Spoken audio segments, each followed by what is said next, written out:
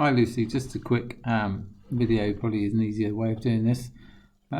So you want to be able to freeze your screen while students are working on something that's on the board. You can't quite do that, but what you can do is extend your screen so that you're looking at a different one to what they're looking at. You can have the same thing open. For example, you can have two versions of it. You can right click, say anything you're on. I'm on Film Music here, but duplicate. And what you want to be able to do is move this across so they can see it while you're looking at something else, taking the register or whatever else you might be doing. So in order to do that, you just need to come out of anything here. Go back to this main screen. It's probably the easiest way. You can type display settings in the search bar at the bottom. But if you right click on the desktop, it has display settings. Now you get this figure, 1 or 2 displays. It's not identifying a display at the moment. That doesn't really work.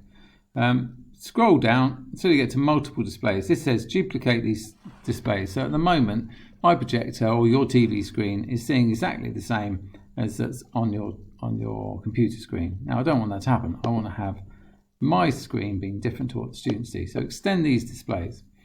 This is now kept.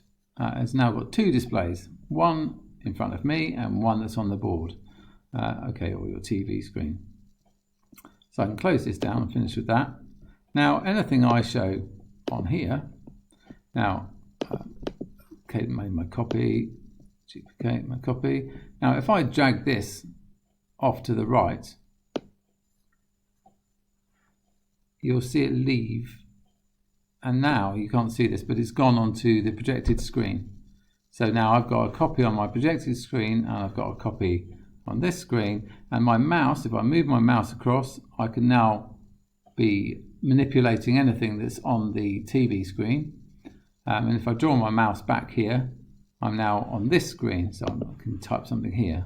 And what I'm typing here is not going onto the board. Okay, and that's the simplest way to do it. If you need further explanations or a little demo of that, then fine, no problem.